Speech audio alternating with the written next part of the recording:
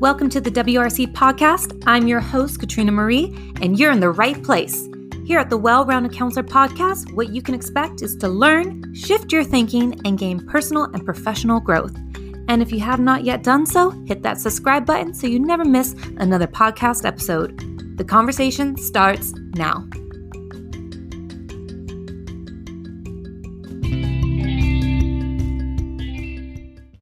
Hey everybody, welcome to another episode of the WRC Podcast. It's always so awesome to have you a part of this community and listening in to each and every episode. And joining me on this journey, I'm so excited to introduce my next guest. It's a very near and dear family member, and I cannot wait to share and introduce her in just a second. But before we get into today's episode, a little friendly reminder to subscribe or leave a rating to this podcast, because the more people that leave a rating, it really helps spike up the algorithm so other people get this awesome notification that there's this podcast out there that they may be interested in listening to. Do me that great favor, pause this podcast real quick and come right back. Let's jump into today's guest. I'm going to introduce her. So since childhood, Jennifer Whalen has had the lifelong interest in health and wellness. She would find herself self-studying, and Jennifer decided to formally study at Institute of Integrative Nutrition, a health and wellness coaching program.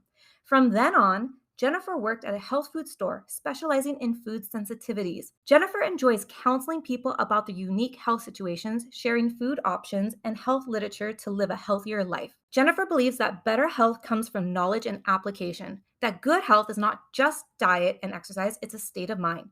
Good health encompasses the holy body and soul. On a personal note, I know I can turn to my Aunt Jennifer with my own health and wellness questions, and I know she always nails it right on the head with amazing advice, and I know you'll all learn a lot from her today. So let's all welcome my Aunt Jennifer Whalen, to the WRC Podcast. Hey, Aunt Jen, welcome.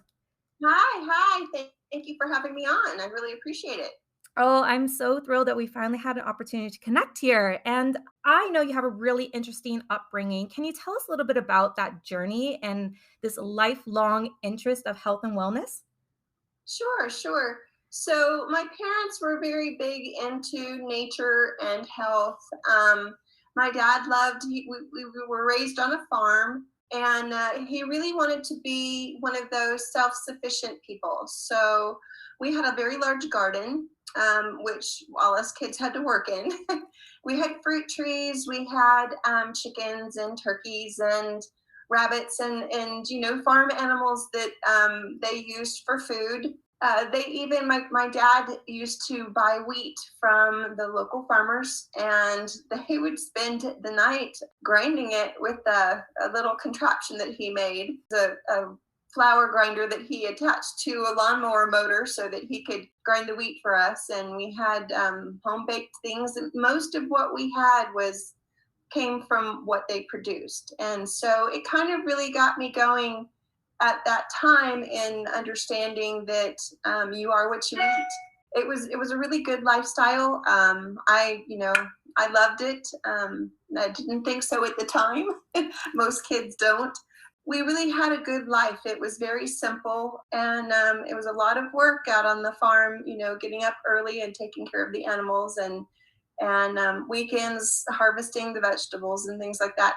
And my mom taught me how to can and make preserves and things like that. So it was really nice, very much outdoorsy. We didn't have a TV, so we were always outside. We were always exercising. We were always playing. My dad was an adventurous, so he was always taking us camping, and I learned to ride horses. And so we were always outside and doing.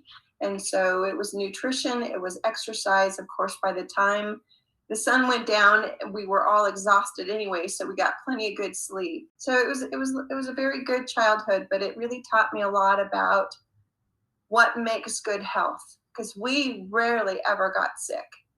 We were always so healthy, always going. And so it didn't seem like we ever tired. Wow. And I think that is contributed from the good health and nutrition that we had. I think that's absolutely so cool. It's not common that you hear that kind of story every day, that you grew up on a farm and you had to do everything yourself. I find that really interesting. And I know I've gotten to benefit from some of the yummy foods that you and grandma have made from that healthy lifestyle. Now, tell us a little bit about how you transitioned into this health and wellness coach with the skills that you had learned growing up to this curiosity of pursuing it a little bit further and taking this course. I think everybody starts with the reason why. And everybody's got a why in what they do in their own lives, their own journey. Mine started out with health issues. My son was born with a very rare condition, and there wasn't a lot of information out there. So we tried the regular going to doctors and things like that. And after 11 different specialists, and he wasn't getting any better, he was getting worse. And it just so happened that one day a lady looked at him. We were out and about at the grocery store and took one look at him. He had red marks all over his body. And she said, please come out to my car. Now, you have to understand that when I say a rare condition, there wasn't a lot of information on it because there's only about 5,000 cases worldwide at that time. Her son had the same issue, and I was dealing with a baby at the time, and he was very over medicated. And anyway, so she gave me the card of the holistic practitioner and chiropractor that she had been taking her child to. And he was so much better than my son. And so we went and visited with this chiropractor, holistic practitioner. Within the first meeting, he kind of gave us a whole other way of looking at health and nutrition and medical. And so with the first time we went and saw him, we were going every 2 weeks, and within 6 weeks, our son was so much better. And what he was doing was he was building up his immune system, helping him with understanding that he was having food sensitivities and sensitivities to light and things like that, brought on not only by what he was born with, but also the medications the doctors were giving him. That kind of put a light bulb over my head and went, okay, there isn't a better way of doing things. And then from there, I continued to read about health and nutrition, and I practiced what I was reading and that kind of thing. So I've always tried to not only read, but apply what I read, because knowledge is power, but it's only power when you use that knowledge. And so application is really important. And then I had a health issue back in my 40s, and I was having chronic fatigue and all kinds of joint pain and headaches and brain fog. And I just couldn't, even though I was reading and trying to figure it out myself, I couldn't. So I went to my local doctor, and they said it's a thyroid issue. They did all kinds of testing, and they kept coming back and saying, we can't find anything wrong with you. We think you're depressed. And they wanted to put me on Prozac. And I thought, that's silly. I'm not depressed. I'm a happy person. I don't have that problem. So I went to a nutritionist, and the nutritionist, she was fantastic, because she didn't come out and tell me what she thought. She said, I'm going to plant the seed. I want you to figure it out for yourself. I want you to read these certain books. I'm going to send you to these certain websites. And I want you to come to the understanding for yourself, because the more you know, the better you're going to get. And so all the websites, everything that she was sending me to was about gluten intolerance, which I had never heard of before. I really hadn't dwelled into food sensitivities, except for with my son.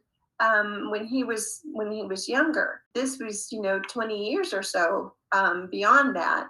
I started reading, and then I did what they call a reset, and I went back to just basic foods, and I was doing away with all grains. A food elimination diet basically is what I did. And I did away with all grains. I did some reading all about gluten sensitivities, that kind of thing. And all of a sudden, all of my symptoms within just a couple weeks were gone. Wow. And it was kind of that light bulb over the head again, and going, okay, so my issue really wasn't medical, it was more diet, it was more nutritional. There was just something in my body that was saying, you can't handle the gluten. And since then, I've had other issues. I can't eat melons, and I can't drink coffee. I can't have caffeine anymore. So it's just learning what your body needs. And over time, your body does change. About every 7 years, every cell in your body becomes a different cell. You're constantly changing cells. And sometimes they just don't work with the foods that you're eating. And I really do, in a way, think it is the way that the United States is producing the food. It's not the same as it was, say, 20 to 50 years ago, when food sensitivities weren't even a blip in the news. And now it seems there's more and more. So I do think that it has a lot to do with the way our foods are produced. So I do have a garden. And I like to try and produce a lot of my own. But anyway, with knowing that there are food sensitivities out there, with knowing that there are nutritional needs that people have that aren't necessarily your everyday diet, I wanted to know more. IIN came up in a conversation, and I looked into it. I looked into several different nutrition and wellness courses. I chose that one. I liked the fact that they had so many doctors that had lectures, and they really exposed you to more and more information, not only just in diet and exercise, but in spiritual wellness and emotional wellness. And there's so many different things that cause our bodies to malfunction. And it was a really great course that I took with II, and it really was an eye-opener. That's amazing. I personally agree with you that what we put in our body does impact the way we feel, our mood, our emotions. There's those emotional eaters that just tend to reach for that box of chocolate, and it then makes us feel worse, like you said.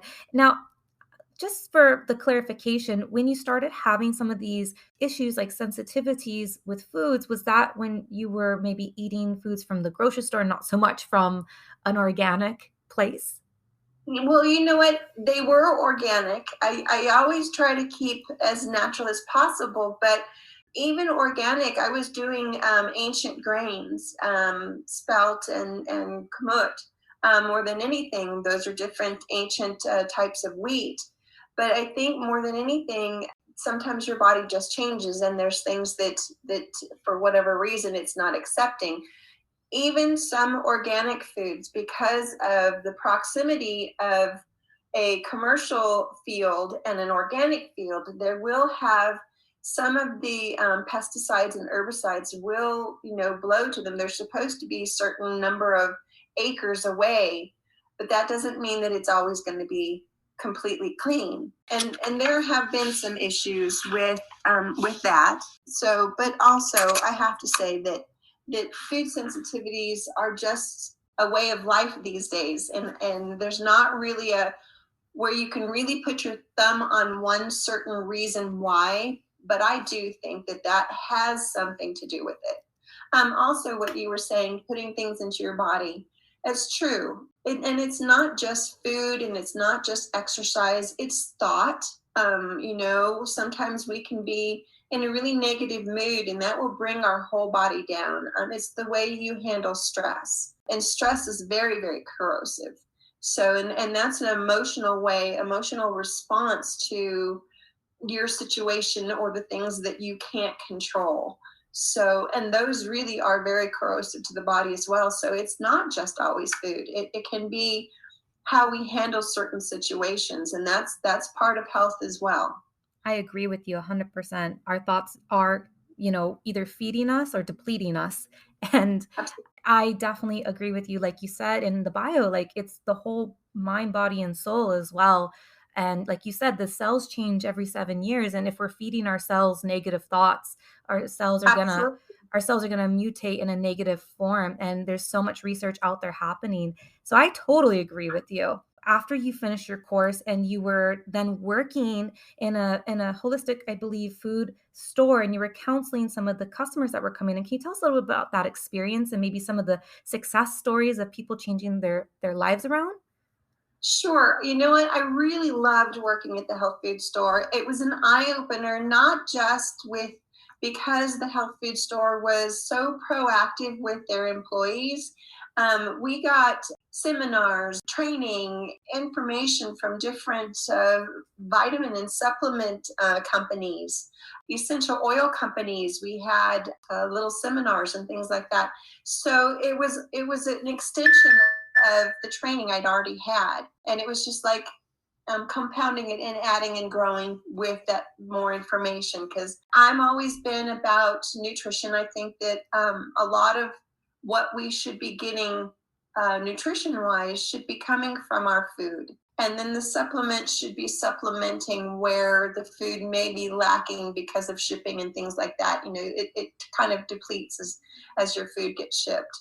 So I do believe that most of it should your nutrition should come from your food, and you should be eating really good food sources. But the health food store, the people that worked there were so knowledgeable.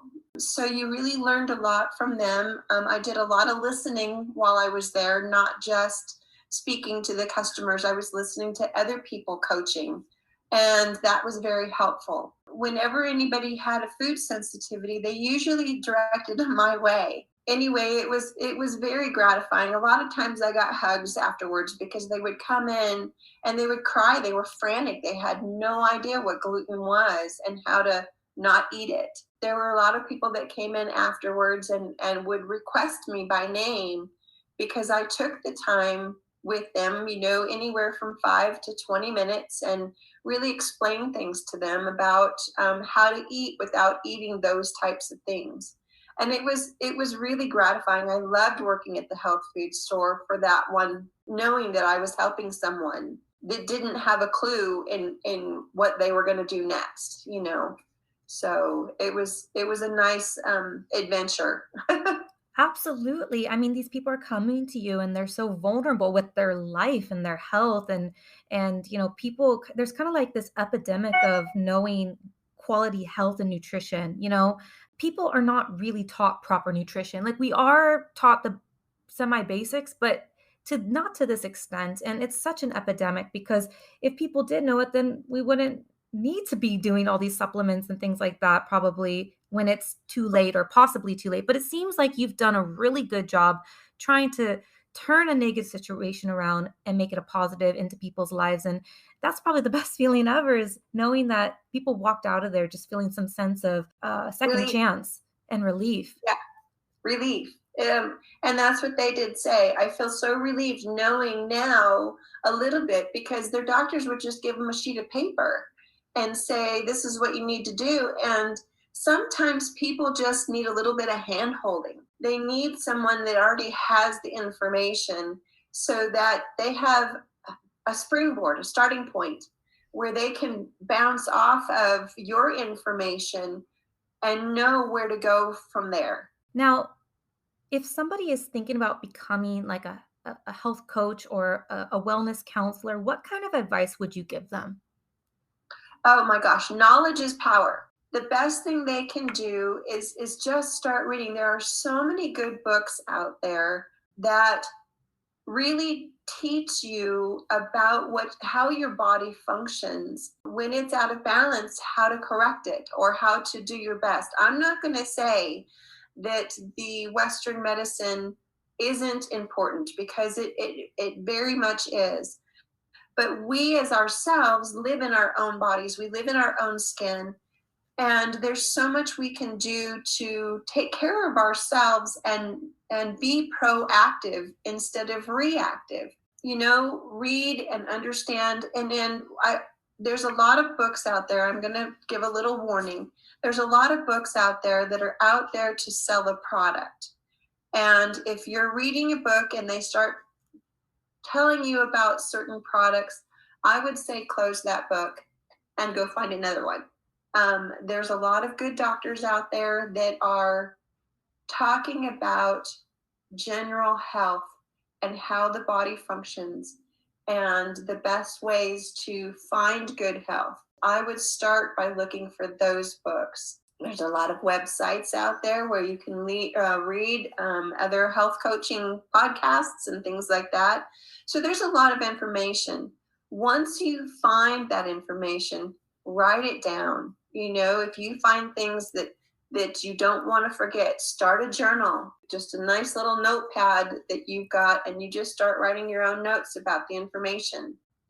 Apply the things that you're learning. I always say start with a blank slate, start at the very beginning, a reset, try to do the 12 most toxic foods because of pesticides and herbicides. I would say try to just do those 12 and eat organic, those kind of things. It's always good to start with knowledge. So that would be my biggest advice. Just start reading. And like I said, if it's a book that's selling something, I would close that book and start another one. I think that's excellent advice because I know I picked up a few books and then, halfway you're into it and they're like, oh, if you're not taking this and it's selling the product, then, you're not going to get this kind of result. And so I hear what you're saying. Now, we're in 2022. We're past this pandemic. We're past Uh-huh. kind of flu season. We're getting into the spring. Allergies are coming. What would you say Right. are your top 3 health tips that you could implement today? Like that are very easy and simple? For allergies, Well, number one, cut out your sugar because sugar is inflammatory. And so if you're already going to be sensitive to the pollens and things, sugar is just going to add to your inflammation. So number one, cut out your sugars. Number two, a good quality, healthy eating.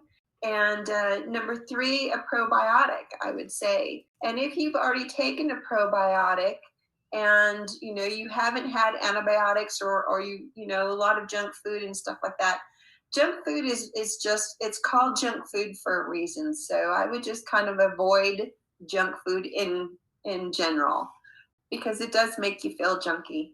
Anyway, a probiotic is really good because it helps to boost your immune system. And if you've already taken probiotics or you haven't had antibiotics and you haven't been eating junk food, then making sure that you're getting non-soluble fiber so that your probiotics that are living in your gut are being fed. So a good prebiotic as well. And that's just, fiber from oranges, from brands, things like that. That would be my number one, is stay away from sugar. amazing. I'm going to actually start implementing these 3 tips myself because I know every morning I have 2 teaspoons of sugar, brown sugar with my coffee. So I'm going to take your advice because we all want to start living a little healthier, fuller life. Now, Aunt Jen, I know you've shared so much amazing information with us. If people are really interested and they want to get in touch with you, how can they? Well, right now I am retired. My husband has retired just a few years ago, and he had a very demanding job. And so we're doing our best to reconnect. So right now I am retired, but I would say I can give a little advice that if you do have health issues and you are looking for some type of advice from a health coach, there are some websites you can type in, your issues or health coaching in your area, that type of thing, and you should be able to find someone. I have to say that the Institute of Integrative Nutrition is a worldwide course. So no matter where you are in the world, I'm sure that you'll be able to find someone. If not, there are quite a few that are online. Perfect. That's amazing. And I am definitely going to look up some of those myself and take a little bit more interest in everything you shared with us today. Thank you so much, Aunt Jen, for joining us. Everybody, thank you for being a part of today's episode. From myself and probably from my Aunt Jen, we wish you a very blessed and healthy and prosperous day.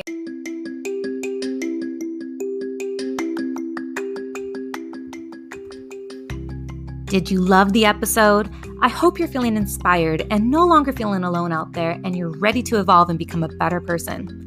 Make sure that you share this podcast or take a screenshot and post it on your social media. That's how you help spread this podcast organically, and people can find it much easier when you share, or share it with a loved one. I'm your host, Katrina Marie, and make it your mission to be a blessing in someone else's life today.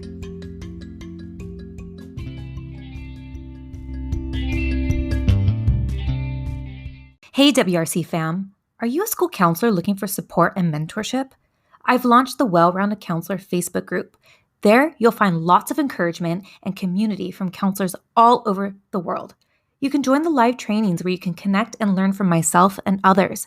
It's a safe and private group, and only you have to answer a few questions to join.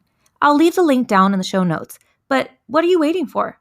Join today, and I'll see you in the group.